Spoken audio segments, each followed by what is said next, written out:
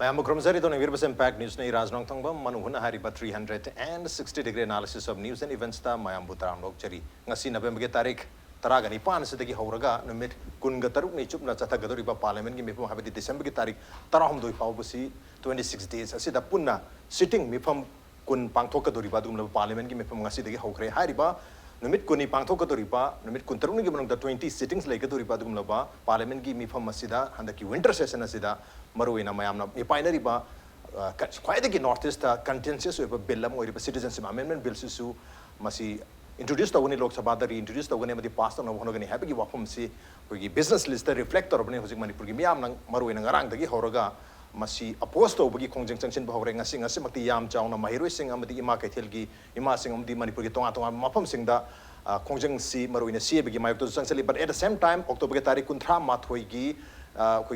Naga Pistoki Aroiba, Chahi Kunitoi Matunda, Chahi Kunitoi Warisana Lakpagi Aroiba, Yam Chauba Meze breakthrough gi Warisana Chiben Namasi Matunda was the final settlement Lakatan and Pine, the name of the Manipur Huzik, Animaki Mayo, Tamarina, Kunaga Pistoki, Losalapa Waris and Sita Manipur Sopakari, Wafum Yogi Habigi, Mayo Tamiam, the Sancel of Kongjang, other Huzik, CAB Apostoki, Kongjang, Anis Punsela, Pasana Morgan, Piam, to confuse them, Anisi Martakaramana, take a look at which one is more important near to Animag, Manipur the effect of what the Yam Nacho issue Matani, Maramadra, Matang Swasi, the Manipur, we know any Marta, however, we sandwich or Miamsi, Manipuri Miamsim, Hariba. Rock Anigi Marshal Chapagi film the Labagi Moni Maramana. Which one is more important at Ragakwisi? Are we sandwiched between Naga Pistoks and CAB Habiski Matang the Kanan and the Impact News Key? Studio the Links and joining us tonight on Manung Hutna, Sanaleibak Pauchigi, editor every Pau Hemantakumar Ningomba, Hamto Zaningomba, Ramokcheri, welcome to the show. Appreciate you joining. Also joining us, social scientist, was Dr. Dhanabir Laishram, Dhanabir Ramokcheri, welcome to the show. Appreciate you joining too. And also joining us, Northeast Hill University, NEHU Shillong, Department of Law, Research Scholar, every Pau Laishram, Malem, Mangal, Malem, Ramokcheri, welcome to the show. Appreciate you joining too. Ahan Base, open question, but to start with, I was Hemantakumar was it Yamna Manipur, you and the Yam Chiribatan Tanpa Mamadalere, Mangdosu, CAB, Tungdana,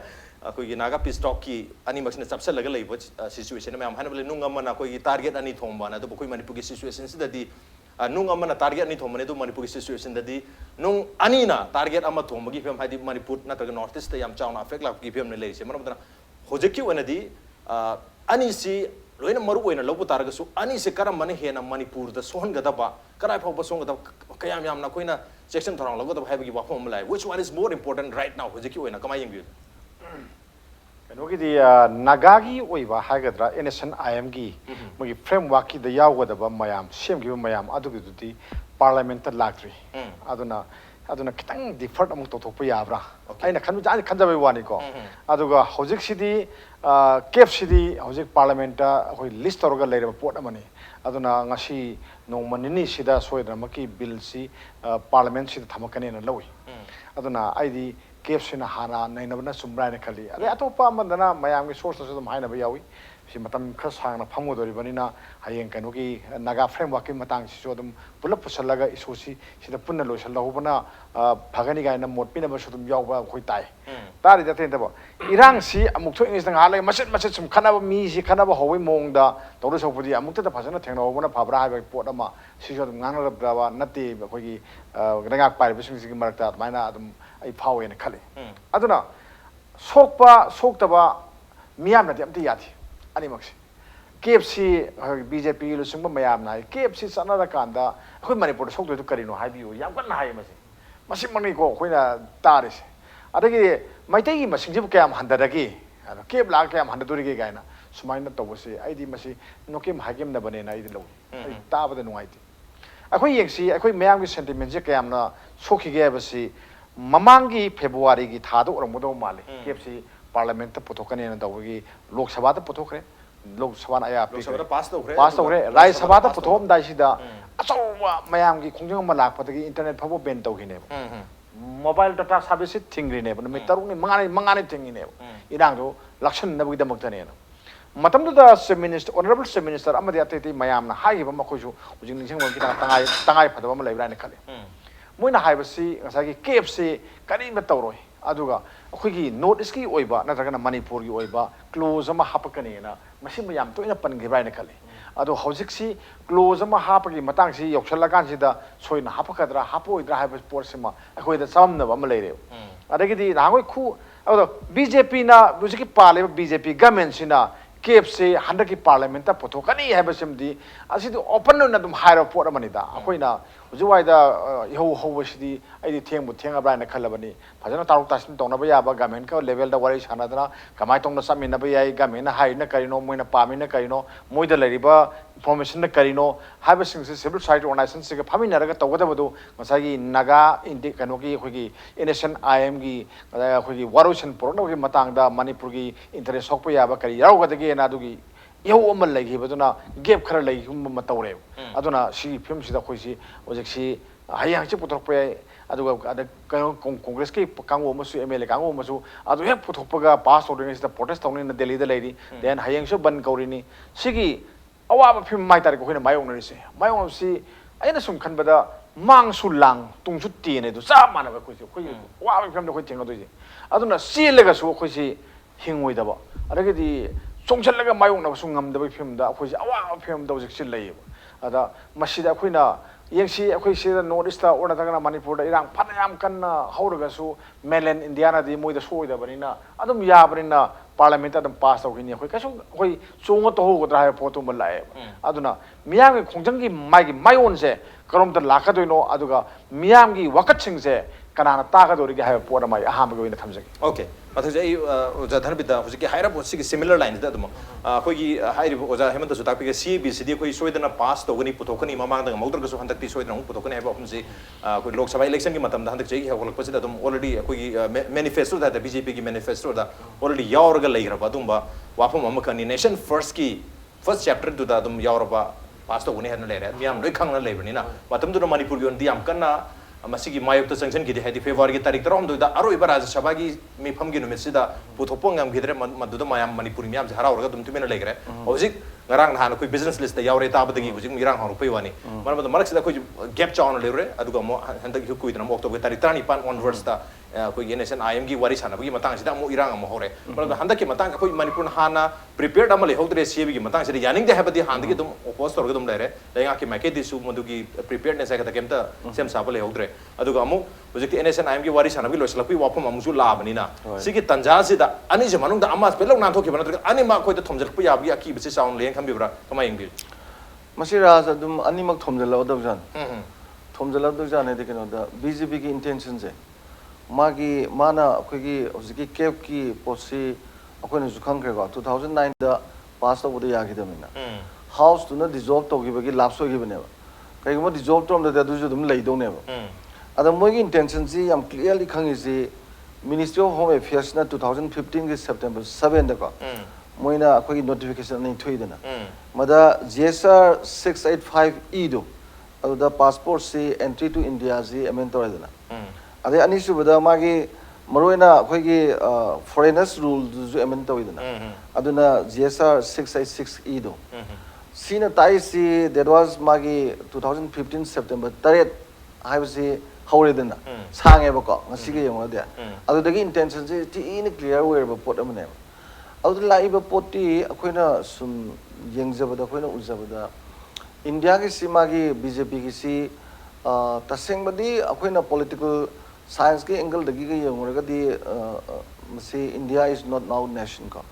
India is now in the nation building process chundra India is nation building process lai ad nation building process da lai badu da atop lamgi chaukatpa nation amagi khwaidagi maru oiriba magi intrinsic values of the nation gi intrinsic se koi common political aspiration hen bi aiba common political aspiration se values is same share to kan de basically ai to ma community or so ai I'm American aduna so I'm American loi haine ba ai koi gina Indian haiba jingam dri magi kanu se yam uneven allocation of all these values and others are like ko auda taseng na masigi nation building process ta lai kan da khoi concept sina common religion common culture common language ga si later ga di nation mo we ya de ga bi yam liba outdated oiba nation building process da thawai yam yaw bo u duna Hinduta zina yanglen saru orega la ineba. Because of that, aina sum khanjabada basically adu orega there should be forced assimilation at all. Forced assimilation laini ko. Forced assimilation ji culturally adagidi magi language वगैरह religion वगैरह everything assimilate toge na khalaga di yamna tawning ba mo da police sina mo racially yam tongan bo be da discrimination chawna tawgi su khoi wari myam leidana ko adu myam sing si leibani na aina khanjabada adu mathakta amuhana northeast da magi election bank sagat bagi tendency ju leidana it is so long as northeast ki India da irang to is northeast ka ta tai tawdren northeast si matam sang na BJP na pai da ne na khalaga pai ba ta di moi makuta leina na hona bada election bank su darkar hoidana aduna hojita lure isi NRC gi tanthokri ba akoina reject tor ba roi bagi saruki 19 lakhs se hojik moina plan tor isi di moina tor jam na awang no puki miyam jing on top ko mo di yenga to miyeng mane haidi NRC to hondru tok yana kero NRC torga yamna leiba mi miyam du magi naturalization to buya da basing du soida na maki to buya na ba KFC thamini keno aduna aduda ju yamna in secularism oiba tongan ba community dharma mane inthoga tai dharma na loksin bagi pot lak pa haisi awang no poki lam ji da basically loi chai thorani na akhoi gi di ILP ju leiti na tra ILP leiba meghalaya ba 8 stack Mizoram 8 stack ko adu lahai ba miyam ji loi na maksi ba da ILP leiba lam ba wa hoi se mitop ji sang kane pakhatna moi ju protest ba hore ne ba Delhi da prime minister unaba hore ni adagi ministry of home affairs da unaba hore ni ada akhoi di pura karimul le hudrab ne ba bon ma mang da bude ngasai akhoi hemanta su me ba moina close ama soidan hapkani awang nungpu ki miyam jing jigi da makta moi gi culturally adagi dharma gi adagi tradition da loina maksi protection tawna ba khoi close ama hapkani ga na hai gi dana adu so hai gi dria khoi nu takna rudre na sang ba je khoi tumi le thore na aduga ngasai bi bo raj na bi ba dumaina parliament di soidana putho ane sida khoi loi khang le re soidana jungam gane khange maram di they have got the landslide victory go hojik both Rajya Sabha and Lok Sabha da moi mi ngak tani natra he puthor boga dum pass taw gadong ne ba 16 business list yarum ne ba tatruk su ba ko soidana putho gadab ne ba aduna ain khanjeba da masi gi matang sida khoina awang no pona tawjaba protest di India gi governance ki attitude towards the northeast to mayam da khangan ba madugi ningdon pomba adugi miyam da younger generation da moi mindset da discontentment mayam du inject to boi kana budi lai ko aduga kayam yamna masi khoina tawjabada kana ba phangdra haibudi is should not be beyond the question at all ko aduna sai je kitang lui aduga any sin gi ju ngasai gi habi badu maina ko kaya da lai bok thigba miyam no yeng seba kayam kuira khoi war is akhoi je certainty malai tabdona adum me nam ta dana as a citizen of India ko India haiba largest democratic countries in the world haiba sigi nagarik ni citizen ne lairaga akhoi gi miyam na wari is kayam sang na waragi yengu kaisuna ta ba chokot khongthang gi tawgada tongan ba wakal miyam thada dana globalization market sida assert toxin dana competition tawdana angang leiba khoi leiba miyam talented or miyam jingini values miyam phangada posing do sang grabasida khoi masen mit khang khayeng naraga laudana protest tawdana leibagi yam sangba matam ni dana yam hena tongmale okay yam hena tongmale aduna taseng badi BJP gi magi philosophy da yaujara pon ni hindu tasiko aduna hojihar ba miyam je loin torkani aduga northeast ki mi miyam je kanglu miyam je nusina dana ba amaga nusina dana ba sina taba tai ju am torkhini ko adubu in comparison with this two kari haga donu khangre haibadi nangi overlapping de dum leire adubu aina khanjabada ani makti adum thengna badi mathok di ta tai ani mak thengna mathok tari ani mak equally akoi gi damakta di haidi manipur gi oina di dangerous haigadra adum ba situation ni miyamna feel torisi hojeki oina adubu kayam yamna dangerous oibo oidaba hamugi yam chawba nainenga oiba masaga madi adumak leiri akoi gi hairiba akoi gi naga settlement se lak matamda Manipur gi interest soloi habagi thajaba ama supiri but at the same time ngasi ma education minister na phondo isi CAB na Manipur sokada wa amata yawde kari ma sokani habagi chengnab leta di miyam ta tok tasin tawna je habi hom leiri government gi Manipur state government gi CAB na Manipur dadi kem solo habagi confidence ma mamang no su lei yum tawi hoji sum leiri mamang dadi miyam na kongjang yam sang man gedana all political party ki mayam litte mama chat ya bisat ki baduga hanagi Manipur people bill July ki tarik kulhum 2018 da pass da ki bill si koi ki president SNPB ga na koi memorandum pisan ki badu malai re da koi close ma option bagi wapum su all political party ki memorandum da yaw ki bane du handa ki pothor ka dori banu ba ano boy dori ba hanagi same bill da ma pothor ka dori ban ta rehearse tor pothor ka dori ba du ma dikhang dri bill si pothone hare si bagi bill si koi business list si yorom ni na odram mang su lang na tung su tian habit mang na si bi tung dana naga settlement ani se pulap chamin nabi pham handa ki thasi amna situation se ari khwai de nuai ga ta thama oi base ta khwai de ki mayam na tar charang na ba thama oi dore ado sai tang ka sida ino jama lem da jani ki se karam ba mong du yeng pi ani sida hojiki oina which one is more important akoi na hen focus to um thok ba keno da assurance ani mak ta piri ani mak chana koi da thoidok na soning ai liti habi lenga ki ma ke de government is confident about both the issues miyam na ma se kamai na yeng pham thoi which one is more important adra akoi changjali ba momentum se adum swai sub changjal mathok dai khami ber kari waham thambini maru oibase hoji oza Dhanabir haibiba adugi line da dum aisu subscribe tawjai haibadi parliament ki kano state the business ki list serial number 16 da yaurag leigrabani na ta mohammed so haibigre aduna madugi pot sina yamna concrete oina makoi de packet kadodi ngairaga leirabani enlist tawraga aduna madudi akoi samamnaba leningai maram leitre clear oye maram di masi soi soi dina puthogani mamangi January 9 da Lok Sabha da matamna pass tawna grabani adugo mo khoizu amuhanna magi manifesto da yauraga leibani na ngasai nation first haibadu da yauraga leithokrabani Kashmir gi special status lauthokibagi pot se CAB na presidents leibani CAB na han bani aduna makhoi gi di yamna stated clear oiba makhoi gi agenda amada ngasai gi one country adegi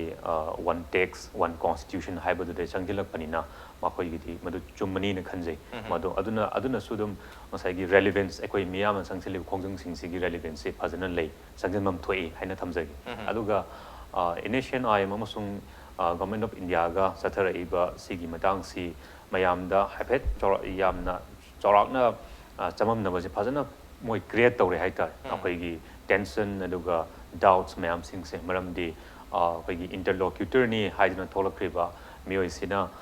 mana ngang basi how far mahak akoi gi PMO gi authorization yaurga ngang manu natraga ngang da manu haibasi manung da thamjalaga mafam amadana mung hangu ba mafam amadana mung haiba hozina mung matam se koina time frame ama thamdrega haibing mung lakpas sina lei adubu masisu inonaga gi pochisu akoine anytime tor oi haiba leite maram ding sai gi December 1 gi hornbill festival da prime minister na inaugurate taw matam da as a gift to the Naga people and a haina gi pot am lei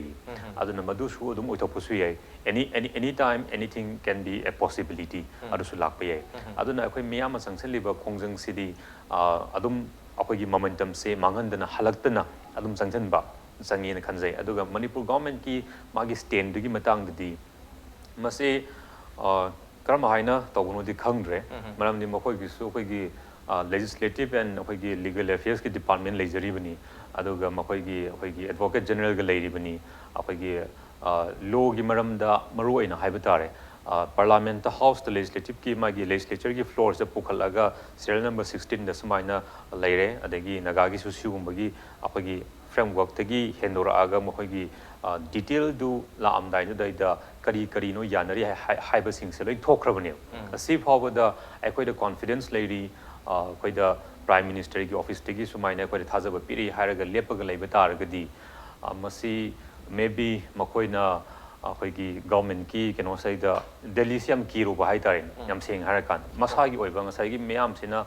akoi hauji su yam kanna discussion da hainari se miyam na hori bi hosi government gi mayo nati government na masibu magi mapangal amoina lauraga center da negotiate tawba Manipur gi people gi sorka da right sing si bargain tawraga khara chawna muknaba confrontation center state federal structure haibase center masung state ani gi respect ama khak laigadamnina madugi jaga da mahakna lepaga ngasi phawa da Manipur miyam gi oiba akoi gi position ama loba ngamdabase tirep ama lauraga mana muknaba ngamdabase mahak jel changdong na teba mase constitution gi manga leijarabane madu exercise tawba ngamdana yamna kina Delhi na kai harakani aina smain tawraga di ai pham tagar na traga Delhi na ai se nongalaga phajala thamgi traga phajala su phamja phajan gi seno ma hairi dana khoi gi ꯑꯩꯈꯣꯏꯒꯤ chief ꯃꯤꯅꯤꯁꯇꯔꯅ ꯑꯩ ꯍꯥꯟꯅ ꯁꯤꯗꯣꯛꯀꯦꯅ ꯃꯌꯥꯝꯅ ꯄꯥꯝꯕꯗꯤ ꯁꯤꯕꯗꯨ ꯅꯠꯇꯦꯗꯅ ꯁꯤꯗꯅ ꯍꯤꯡꯉꯒ fight ꯇꯧ ꯍꯥꯏꯕꯗꯨꯅꯦꯕ ꯑꯗꯨ ꯁꯤꯔꯒꯗꯤ ꯃꯥꯒꯤ ꯚꯦꯂ꯭ꯌꯨ ꯂꯩꯇꯦꯕ ꯁꯤꯕꯗꯨꯅ ꯃꯅꯤꯄꯨꯔꯒꯤ ꯃꯤꯌꯥꯝꯒꯤ ꯏꯟꯇꯔꯦꯁꯇꯨ ꯀꯟꯒꯗꯧꯕ ꯅꯠꯇꯦꯕ ꯑꯗꯨꯅ ꯑꯗꯨꯒꯨꯝꯕ ꯈꯣꯡꯐꯝ ꯑꯃ ꯂꯧꯕ ꯉꯝꯗꯕ ꯃꯥꯜꯂꯤ ꯑꯗꯨꯅ ꯃꯁꯤꯗꯤ ꯃꯥꯒꯤ ꯄꯣꯂꯤꯇꯤꯀꯦꯜ ꯋꯤꯜ ꯄꯣꯂꯤꯇꯤꯀꯦꯜ ꯀꯟꯚꯤꯛꯁꯟ ꯃꯍꯥꯛꯅ ꯐꯝꯃꯤꯕ ꯃꯥꯒꯤ ꯑꯩꯈꯣꯏꯒꯤ ꯃꯐꯝꯁꯤ ꯃꯤꯌꯥꯝꯒꯤ ꯇ꯭ꯔꯁꯅ ꯐꯝꯈꯤꯕꯅꯦ ꯍꯥꯏꯕꯁꯦ ꯃꯁꯤ ꯀꯥꯎꯕꯒꯤ ꯑꯗꯨꯒꯨꯝꯕꯅꯦꯅ ꯑꯍꯥꯟꯕꯒꯤ ꯑꯣꯏꯅ ꯊꯝꯖꯒꯦ ꯁꯤꯒꯤ ꯖꯒꯥꯁꯤꯗꯗꯤ Okay, CAB Citizenship Amendment Bill ꯃꯤꯌꯥꯝꯅ CAB ꯅꯠꯇ꯭ꯔꯒ CAB ꯍꯥꯏꯅ ꯈꯪꯅꯔꯤꯕ ꯕꯤꯜ ꯑꯁꯤ ꯃꯃꯥꯡꯒꯤ ꯑꯩꯈꯣꯏꯒꯤ ꯃꯣꯗꯤ 1 ꯍꯥꯏꯕ ꯇꯥꯔꯦ 2014ꯗꯒꯤ 2019ꯒꯤ ꯍꯧꯔꯛꯄꯁꯤ ꯐꯥꯎꯕ ꯂꯩꯈꯤꯕ ꯑꯗꯨꯝꯕ ꯆꯍꯤ 5ꯒꯤ ꯒꯕꯔꯟꯃꯦꯟꯠꯁꯤꯗ ꯑꯍꯥꯟꯕ ꯃꯣꯗꯤ 1ꯒꯤ ꯒꯕꯔꯟꯃꯦꯟꯠꯁꯤꯗ ꯑꯗꯨꯃꯛ ꯃꯁꯤ ꯄꯥꯁ ꯇꯧꯔꯒ ꯑꯗꯨꯃꯛ ꯕꯤꯜ ꯑꯦꯛट ꯑꯃ ꯑꯣꯏꯅ ꯃꯁꯤ ꯑꯣꯟꯊꯣꯛꯀꯦ ꯍꯣꯠꯅꯔꯝꯃꯅꯤ ꯕꯤꯜ ꯐꯥꯎꯕ ꯄꯥꯁ ꯇꯧꯈꯤ ꯍꯥꯏꯕ ꯇꯥꯔꯦ ꯃꯔꯨꯑꯣꯏꯅ ꯃꯁꯤ 2016 ꯑꯣꯖꯥ ꯙꯅꯕꯤꯔꯁꯨ ꯉꯁꯥꯏ ꯇꯥꯛꯄꯤꯈꯤꯕ 2015ꯒꯤ ꯁꯦꯞꯇꯦꯝꯕꯔꯒꯤ ꯇꯥꯔꯤꯛ 8ꯗ ꯅꯣꯇꯤꯐꯤꯀꯦꯁꯟ ꯑꯃ ꯊꯣꯛꯑꯒ ꯗꯤ ꯄꯥꯁꯄꯣꯔꯠ ꯑꯦꯛट ꯍꯥꯏꯗꯤ ꯑꯦꯟꯇ꯭ꯔꯤ ꯏꯟꯇꯨ ꯏꯟꯗꯤꯌꯥ 1920 ꯃꯁꯤꯗ ꯃꯁꯤꯗ ꯑꯩꯈꯣꯏꯒꯤ ꯀꯔꯦꯛꯁꯟ ꯍꯥꯏꯗꯤ ꯃꯁꯤꯗ ꯈꯔ ꯑꯃꯦꯟꯃꯦꯟ ꯇꯧꯊꯣꯛꯄ ꯑꯣꯜꯁꯣ ꯐꯣꯔꯦꯅꯔꯁ ꯑꯦꯛट 1946ꯗ ꯑꯃꯦꯟꯃꯦꯟ ꯇꯧꯊꯣꯛꯑꯒ ꯍꯥꯏꯔꯤꯕ ꯑꯐꯒꯥꯅꯤꯁꯇꯥꯟ ꯕꯪꯒ꯭ꯂꯥꯗꯦश ꯑꯃꯗꯤ ꯄꯥꯀꯤꯁꯇꯥꯟ ꯂꯩꯕꯥꯛ ꯑꯍꯨꯝꯁꯤꯗꯒꯤ ꯆꯪꯉꯛꯄ ꯍꯤꯟꯗꯨ ꯁꯤꯈ ꯕꯨddhist ꯖैन पारसीस अमदी ख्रिस्टियन कोई हारिबा रिलीजन तरुक असिगी म्यूसिंग असिबु एग्जाम तौबि हातर मखोइसी इलीगल ओइरोय हायना लाक्तोखिबा नोटिफिकेशन लेरे मसिगी मतुंग द मथंगी चही हाबा 2016 गी जुलाई के तारीख 13 दा मसी लोक सभा दा इंट्रोड्यूस तौखरे अदु मसी पास तौबदि ngam मरुइन मसी जॉइंट पार्लियामेंट्री कमिटी अमदा चही दु मकी 2016 गी अगस्त के तारीख 13 दा मसी रेफर तौखरे अदु चही अनिरोम चंगना पार्लियामेंट्री कमिटी असिना जॉइंट कमिटी असिना मसी स्टडी तौरो मतुंग दा सेशन क्यामगी मीटिंग तौरो मतुंग दा हंदक चही की जनवरी की तारीख 3 रिपोर्ट सी लोकसभा में राज्यसभा टेबल तौरे जनवरी की तारीख 3 2019 दा यूनियन कैबिनेट अप्रूव तौरे हे नोंगानबगा है जनवरी की तारीख 9 2019 हंदक चाहिए सिदा लोकसभा दा सिटीजनशिप अमेंडमेंट बिल चेना अनिखक पानबा क्लोज मरिखक यावबा बिल से पास तौरे पास रो मतुंग दा मसी राज्यसभा दा अरोइबना पास तौगदबने अदुबु राज्यसभा दा अरोइबना पास तौबो ngam मसी पुथोकपो ngam है तारे अदुबु अरोइबनु मिनिनी फेब्रुआरी की तारीख 12 फेब्रुआरी की तारीख 13 नुमित निनी से फाउबदा मसी पुथोगा पास ऑन कन होनखी मणिपुर मियामना नॉर्थ ईस्ट मियामना याम चावना इरांग थोखिबा अपोज तौखिबा दुमक बिल ने most contentious bill as of now Manipur की ओनदी नॉर्थ ईस्ट की ओनदी अदुम बिल से अमु कोई मतम बिल तो पुथोगद्रबनी मसे लाप्स तौखरे ऐसे लोकसभा से लोखरे 33 सुब लोकसभा की मिखल पांथोखरे मिखल की मतम दसु मैनिफेस्टो दसु नेशन फर्स्ट की पॉइंट या मरो point number the citizen amendment bill से पास तौगने है हायर लेबनी मन हंदक सोदना पास तौरगनी अथवा पुथोगने है क्लियर कट ओरे है मथंग से उजा Hemant लाक्चरबद हुजिक ngasi ngasi maksu hai tare koi education minister na khondrokpasi CAB sina manipur da sokadab leiti habagi wahom madum mamangi matam da su hai tare handak chegi horokpada lok sabha da pass to khibara sabha da pass to na honrak matam da su ado manipur government yam kanna koi miyam da mi pai dana ba kibi ganu CAB se kibi ganu masida kemta yaw bonate only hire ba community taruk leba ahum di lakpa community taruk se moi khatang adu su notification 2015 ki notification ki matung ina अखोई 2014 की दिसंबर के तारीख 13 फाउबदा संखिबा लेबा अहुम से की community तरुकी मी खतदुदा exam तोवी वानी illegal ओइरो हैबी वानी हांदगी चंगा खराब हैबनी मतुंग ताबल संकत मी सिंगदुदी मोइदा सिटीजनशिप पिगदबु नते हैबगी वाफुमसी हाइरि अदु मणिपुर अदु मखल की मी लेतबनिना किनिंगा लेते हमने अदु मणिपुर की मियाम के आर्गुमेंट ना NRC असम दा पांथो करे 19 lakhs NRC दा चंदब लेखरे मोइ मियाम से हिंदू मियाम यावरी मोइ मियाम दसु हाइरि बस सिटीजनशिप पिसन टारगेटी नॉर्थ ईस्ट स्पिल आउट तोकनी स्पिल आउट तो मणिपुर से यरकनी हैबदुनी असो इजा कोई क्या मेमना किनिंगा लेंगा नदी एश्योरेंस अदुमक पिरि लेंगा के स्टेंस ओदा अदु लय माली अदु मियाम की इहाउ से याम होरा कांदा उपाय लेदना सेंटर दा चेन बदुना तोंगान बम ओरगा करि वहम थमिनि कनोगी लेंगा की मागी फिरे दम नखै सेंगी CAB से मोय अदुम चनरकपदा हरकप इहो मैमदु थेंगननी हाइबगी प्रिपरेशन हौरे हयेंग बन तौबसी बनसी गी मतंग दा लखलिबा सेकंड थोरंग मैम कादे यारोय हाइरे सी चपचान थेंगनरगे हाइबनी फाबा हरकनी अदुग मियाम यैबा हरकनी सी अदुम अखोगी मतम अखोगी ममांग दा लेबा गवर्नमेंट मैम गी अदुम अखोई थेंगनरबा पोट अमने गवर्नमेंट गी का त माय मथौनी अदो इशू अनि मने को अखोगी ख्वाइदगी लुबा इशू अनि होजिक मांग तारिसि इशू अनि निद्रा अमना केप नि देन अमना ngасai इनोसेंट आईएम गी वरोसिन गी मतंग सेने अनि मक्सि मोइना काइम तौरोय ना हायरगा लई अदो मियाम दि स्वेथि करिनो खोइना केप सि करिगिनो मियाम ने याद्रि से सि मतंग दनिको लाइ ऑनरेबल मिनिस्टर ना बोदी अमा हाइबिरे अखोइना थमजरी सिसु खरा ताबियो सगी केप ना मान पीदेबा खुंग जाबसि करिनो हाकांदि मिटोपनेना अखोइना चटखरोना तालेबा मिटोप मयाम जिंगे हाबदि इंडिया मसानाते मिरिबांग मसाने फॉरेनर नि ना तालबा मयाम जिंगसे मोइना सिटीजन पीनी हाब कॉन्स्टिट्यूशन सदोकनी हाबनेबो अदो अखोइना यादि हाबने sini number 1 aro number 2 Manipur government na khangbra ngasagi kep ta akhoi community mana taruk hai ko taruk leire lebak ohum gi ni ko siyaw singje adugi leiriba mi masing ji apun ba kaya no Manipur government na khangma ngambra media da hai ba ngambra people da hai ba ngambra Manipur da leite Assam da leite hai ba ngambra krai da lege sini moi krai da settle tor lege ba India ra sala khare hai ra gadi India ki kara kra wa lege sini Manipur da na kayam lei Nagaland da na kayam lei Assam da na kayam lei Mizoram da na kayam lege sini si khoi yeng se Migi na BJP ki lengak pasu mayam lay ko migi lam dana cabinet pham dana den ate te mayam ma taw people na tung da le hore aduga moi government pai ba sing duna music si tawi Mizoram ki cabinet pham ni hai moi di ILP sanri ne ba Arunachal Pradesh sanri ne ba ko moi gi di yam kan na khoi ki people sing gi wakat si lak tang da khoi kai da hu da gi ha pot am la ga yeng na ri pot am ne ba khoi na ta phang ga ta kan mi ne ba taw se adu gi saruk podi kai do ge akhoi lemina bangak tani ara pasum ta yaw ponte akhoi na uri basina sini na khoi na khali bu karino law una si law phamina si law kep se sida le ai na pai ba document sini ko handa ko do se khoi na tharak pa center na tharak pa do sini ko sida khoi kari yaw ge him bi ona sin nei na ga da pot am khakto ada adu u da bida blind da pai da hai akhoi gi BJP ga men ha ra ga di akhoi BJP ga men ni akhoi ju dum sapata ba ni ha ra san ra ga di karai da no sini da karai da no democracy ji kai chakra ge sini da aduna akhoi si yam luba phim malai ujik aina mu wahang ama hangjaningi karigino Assam da NRC tawrisi karigino aduga karigino amu ki pusale si karigino ani si kari mari lene ge si akhoi khamina batangai phadom lay NRC tawre mitop masak khangdu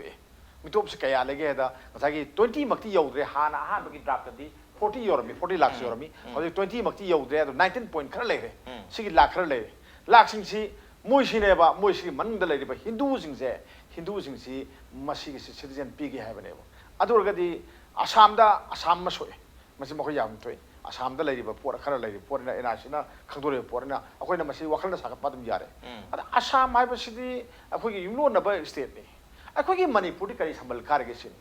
Assam gi di moi di am pak chaw bani na moi di han su lerek bani na no gi de dum lei jaro habi ai akoi di kari lege sini yek si Manipur gi kanosina akoi assembly sina mamangi 2018 gi July kun go humdoi da khoi Manipur protection bill ne ma pass tawre khoi sambal udoi ne na adu BJP gi matam ga men matam gi ni ko sahi am hele na da sahi am hem badu hojik ka dore kai da governor da ga da khoi leibak city president da thare SNP na thare uju halak re adu di khoi na ne do si kai no bill ama ha si khoi na om thong na ne na ba ye ga mana khoi gi president ngami se na khoi gi si am tang khana ko na hadar ko ma ye adagidi mana akhoi noi du sanaba yaro na kakhiba yai order daga kari mata sungai haidana adum sahi apum babin ohen bai tare ko sahi sam oigera sahi kulum do oigera adum phajalaga thamgiba admai to busu president ngammi haibe wane ba adu di akhoi gi kanu gi Manipur gi miyamna yamna thajaba adu lengyang na su masi le daga di akhoi se kanu mitop singsi akhoi changba yararoi akhoi gi protect tawrani gaina save tawrani gaina khanjaba bill ma ada pumba bill oina lere kanda adu makha ta ba kari to birage siniga mena assembly da kai to birage ba adu gi bahut chimbe am lere gadi okay kep laga so akhoi kari makhati le hori ko haya pora madi khoi ya hum to kone ba adu natana jiri bam da police force khar mapang ka khala le haraga ya ponte ba adagi di kano da Brahmarom da security force mayama thame haraga akhoi gi law du di leitre ka du gi no sinida adu ne ba lai je adu KFC Manipur government ki FIREF ma khoi yam na kai sang na khangna bam sang khoi gi khangmi na bam sang e ba natraga di KF ki wan thok su moin lan hangani then adagi di kam so ina moin dam hai gani miyam na thajar adu gadi miyam na thajari sidi adu di anti Indian gi oibagi wakhal da hauri ba ehu oidori bra natraga na lengak se gi mayok da hauri ba ehu oidori hai po da wang ama lai adu di natte akhoi sapho phim ma da lening akhoi missing yam di khoi maru oina maitai sudungai den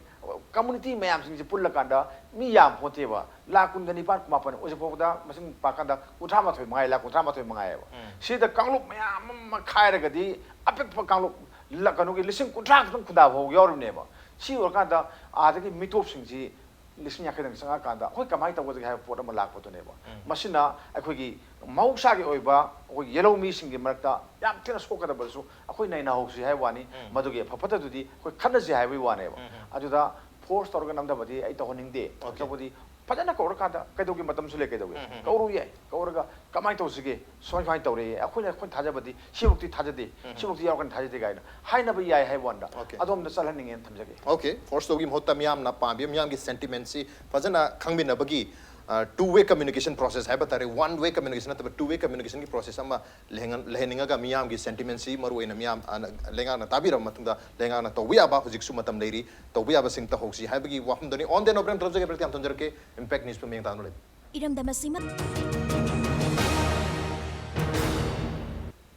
Welcome back. During Virbasi Manuhunani, a 360-degree analysis of news and events would be Raj Nongthombam Manuhuna Dangasi Kana Jermebasi Naga settlement Hamadi CAB Harib issue Ani Sina. Kui Northeast Kimiam the effect of Potar Samaro in Manipur Gitamakte Ani Sina. Yam Luba condition number the Manipuriam bu Nick Lauba Sarang Naba situation the Helabra having Matangani situation Asiti Karamna Koi Karamna Tenaga the Ganisia Duga Anis the Gakui Pine Oibra Oibra Having Matang the Sukana Germany Matang say Uza Dhanabir Laishram Manipur Huzikiwena to the represented the Hogre Pevari Tarik Doida Raja Savada Masi Putoki lapse or Greta Hara like Reduga even Kugi manifesto the BJP already mentioned Torga Hari when a so than Hapakani Haidana. Other Huziki Maduki Tanjasu Yore, business list the Yoxele and the Kimi Pumsida. Maramaton Hari when Mid Kuntaruka December Tarik Tron the Pavasa Manipuriam Chow Sarana, but the Mulay Male. Adubu Bill Suzuki and the Bill Kimasak with Rimamangi Bill when I did Chanani Katani policy, Aduga, Masario, Section Marie Kataniam, Tien Babilamatare, Chanani talk to Suya, but Chena Amadum Lubia, and Duani Tony, Biwa Kataniam, Tien Babil, close Marie Kataniosi, and those Matang hasn't say, Handak Jaki Pivargitari Trom to the Masira Sabata Putok, the Labs or Hibatargasu, Labs or Gremadu Matum that Tarikara Marie, the Chief Minister Manipuda, Lakmatam Hatak and giving the Miam, Walkie Walkmatam, the Chief Minister Pondokipsi, Manipuriana, Northeast Miamna. Kugi Changjangi Kongjang Haitare, Madubu, Taza Bibo in a center, Pirakiba Taza Pirakado, Madu, Nasi de Tabak to Utore, Bilsiputore, Pasta Dre, Miam sentiment, Kambire, Northeski Hana, Haiki, Northeski Miamgi sentiment, can be given target, Manipur Miamgi sentiment can be targeted, Karigamata manifesto, Amu Hapa, even know, Karigamata City business list, Amu Hapa, even know, Karigamata Handaki winters, and the must introduce Torga past on Gitamata, Hapa, even have Yamsa, Waham Laria to Manipur, Wenasu, Manipur Kanjanaki protection, Kamel, January Tarik Nipan, the Loksabata, Pastor Matunda, January Tarik Taramato, the Manipur Chief Minister Amadi, Raja Savaki MP. Was a Bhavana, Anina signed Toba, Memondam Amaso Home Minister, the Psalm Malay, to the Higresi, Manipur people will see the ascent Pangan view. Sitaki Hana Hojapa, quick came to preparation Sule Hogre, other see basically past of Kitarga, Manipur, Kaidoba, Kamaito, Bakari season lay, Yamcha Waham like Kari Tambini, Adu Handaki, past of Kiwiabagi, House and Imata Yamcha, Topolare, majority at any high Nuzan, so that's Tambikre, was it Manipur Karamations, lay to the quick to do. Master Raz, Aquina, some Kanabasico.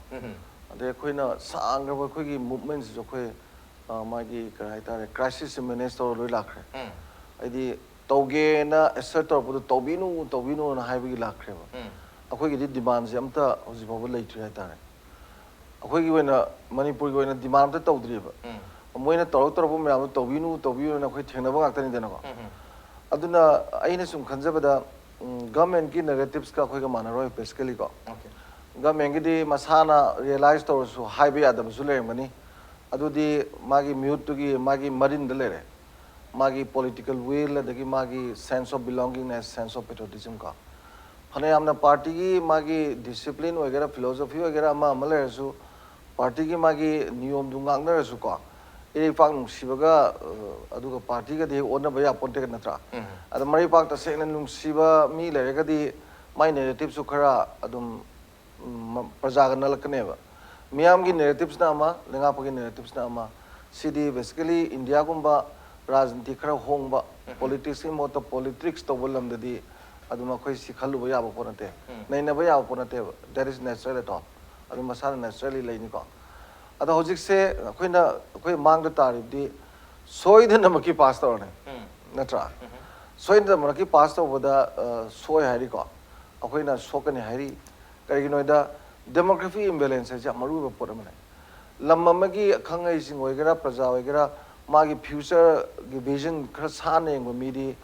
aigi polkadaba mi lakadaba population kalakadaba ga leiriba lamduga anigi man land ratio ji am sang century hotpa lam yauri never.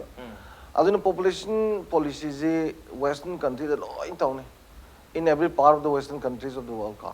ado even market ki leriba lambi ki leriba yum kai ki leriba da lamdam du da leramba mi du bo henkala di moi transfer taweba adi atopa mafam amada within the nation ina dum tawraga dum adjust taweba kai on da moi ki future ki yanga ada hojiki sidagi transfer taw thorai je tai nate yam ko mi ba matam ni ko adu mata transfer taw ina kai on da for the future of them akhoi gi na adu u da ba hai tare aduna basically magi mi masing sa mada lam adu gi darkar hoy moi gi hayeng sahi sa mai matung bok da moi lam adu darkar hoy ga na khakna dana ga lei bagi chana bi ji lei ba pot amane ba adu akhoi gi dana adu sheng yeng de number 1 ko number 2 da mu phare same race or the not problem at all same race na ta ba ji problem lei ba adi india ji ne am thing chaw kra ba indian ji ne am chakhala ba mai gi mainland indian ji am chakhala di ba mainland india ji yamna racially ka na aduda yamna discrimination to ba dagi ngasi bawda mapan na chapada mapan gi mitop singna isinau sina khoida langna da bamti yawde dana a chingki adu ada dagi underestimate to gi pot sang ju idana adu moi gi nupi ju bhai lei rep to ta de khoi nupi di rep to idana sumaina racially ju discrimination yam leiba same race sunata ba ethnic line da race line da racial line da ga khoi gi semtok semjin ngamkai kaitok kaisin ga to ba India na ga notice sana is moi masadi po lei ponde ba ai khoi gi awang nu po ki po si da bu he ne nu sina da ba sem bai wa ne ba aduga akhoi jo du lei tab ne lei ram de khoi ju khoi Burma gumba China gumba Thailand gumba da khoi pun gi ai na because mainland India ki people they are not same race with us our race ti khoi neighbor me am jina tra adu akhoi ju moi ga pun ma dum yai ba tra punin ba gi tendency lei pu ju ai hoji lei tri dina lei pu ju ai because akhoi future urak ta ga di ko aduna aina khanjabada akhoi gi demand yam chawba ma tora dong maramdi India ki constitution da we the people of India having Solomon to resolve India is constitute sovereign democratic republic haraga nangi secularism gi adagi socialism gi adai federal structure gi loi lai dana ko federal ni hardi akhoi hujigi federal gi phagi gi federal je si tawranu hai dong chaba center state relationship ta state na ju sakti badum leiba state adi center na ju leiba center na khitang pai ba state na yam pai ba akhoi je Canadian model to sogodam natra Canadian model ji matlab mahutta same representative hoji kari upai le aw no poki mi kunwa khatang le doise ada ada lem doi mi am doi marak tu da khoi kunwa to ke dore akhoi kunwa ji ki tak tan kunwa ji na abstain to boyaw support to boyaw to ju useless because akhoi ani sapana ke doi humpunga lakpa yauri adagidi humdratuk lakpa yauri bari lakpa yauri natra ado sigi si akhoi ju yam sangba demand ama khoi ju semba mathong taing khale ko ade ani subada mana phare hojik se khoi upai letre akhoi mapan gi mitop si se ta sengbadi that is completely against the constitution that is completely against the law foreigner is without any magi akhoi gi citizen acquire to we abagi niyom mayam du leidana phajana rigid based taro same je lamdu ki future kan bai ne ba madu flexibility pa ngai de kom thoga sahi adu ya badu amada yarni gai ba kaim yaudra ju yarni gai ba taro de adu gi provision ama constitution lei do leitra ju ya keno natra adu bo gi thak ta yoksalak pai je that is akhoi awang nu po gi miyam gi de bun na te ba my city pura akhoi gi de sharp ne ba curse ne ba that is the curse not bun at all ka aduna thamjaning di sigi matang ji laga de khoi miyam yam singba dar miyam singba dar akhoi thabo yam su ba dai mi top na thabam ta tholoi dam ne thabo macha da gi na chawok se khoi loi na khoi tawba dai maram di Manipur la ko mi to ma sala la bu no ngale ta lei ai ba ke da thelam par ke no illa lising ma tan phange ba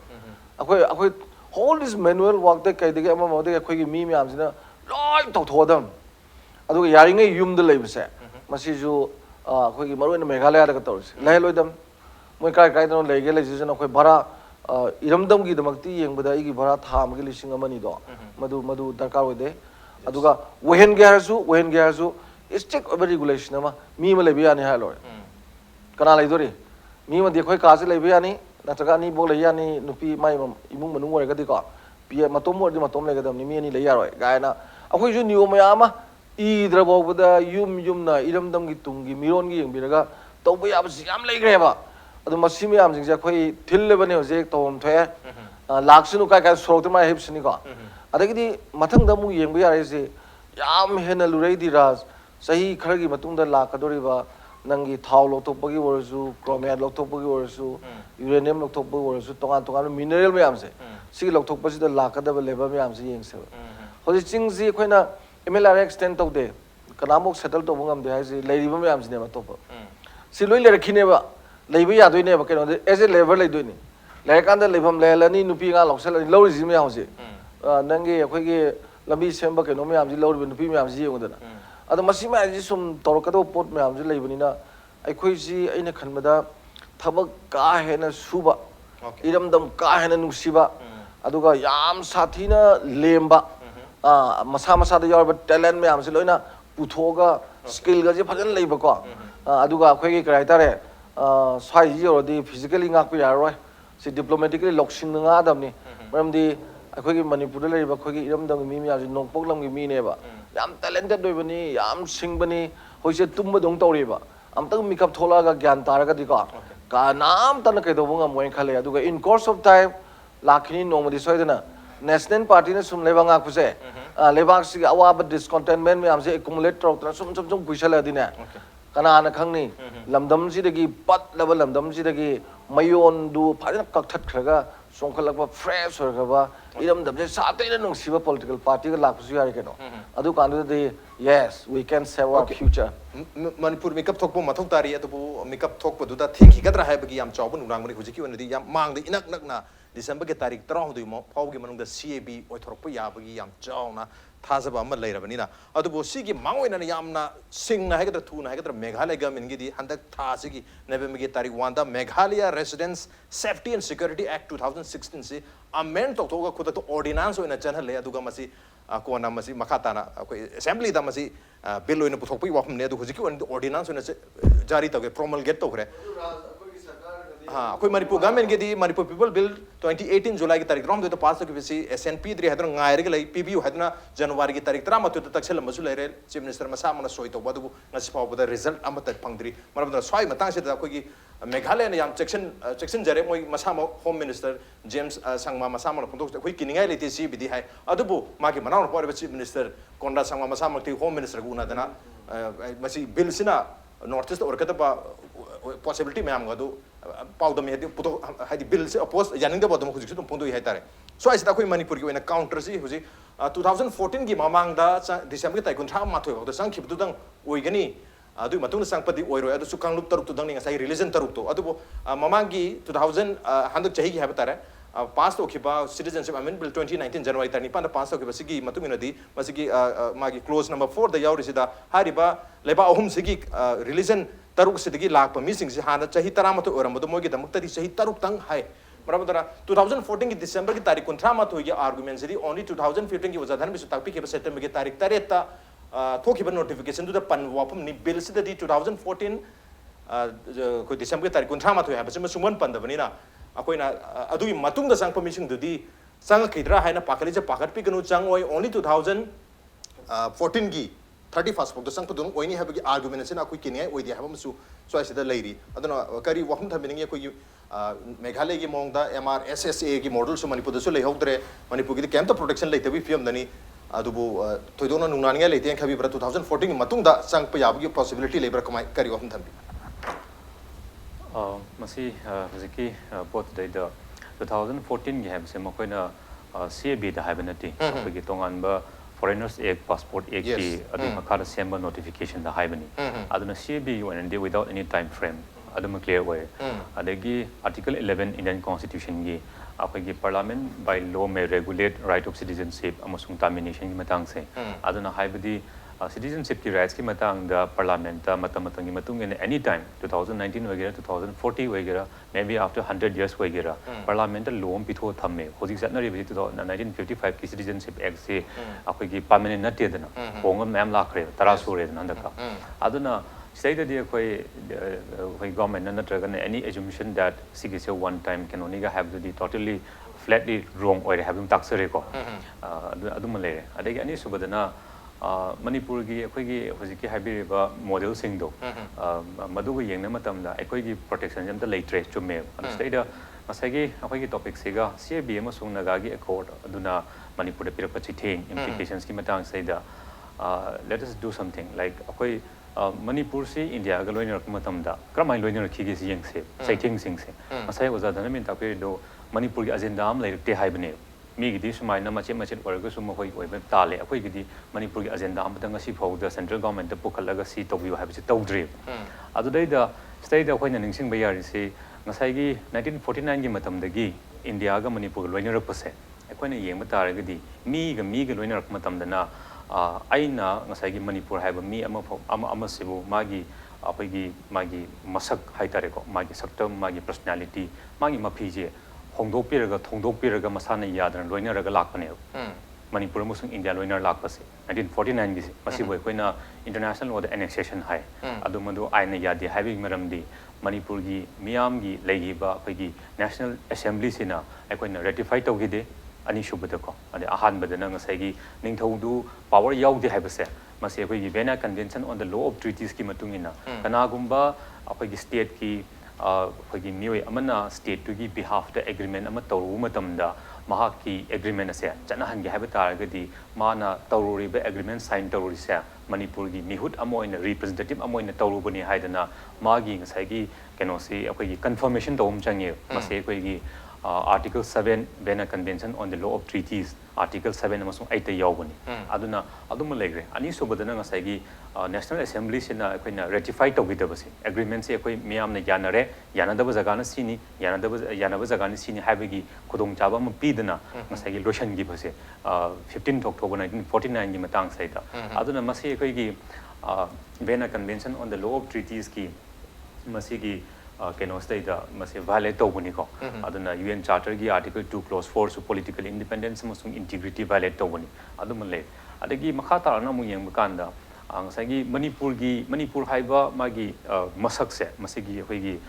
entity se masi international law na UT positives juries haidana hoi gi integrity se wholesome oina 1947 gi Indian Independence Act 15 August da laigiba magi map magi intact magi sigi kenose kai bi ade hebse yauro lerbne masi maksu apagi Constitution of India gi first schedule gi serial number 19 da acknowledge torga piribni apagi India gi constitution asi chatna ba hojringai da Manipur haidna territory amakak leirami haibase makoina masakhang piribni aduna apagi Indian constitution gi article 3 amasung 4 sijinaraga hauziki magi expansion tawdaba Nagalim gi oiba or natragana territorial council sing se Manipur yaroi habi maramdi masagi UT positives juries in protection pirisi apagi physical territorial boundary si khakta nate aduna selai akhoi gi miyam se akhoi people se Manipuri population hari base masi gi akhoi gi culture akhoi gi language akhoi gi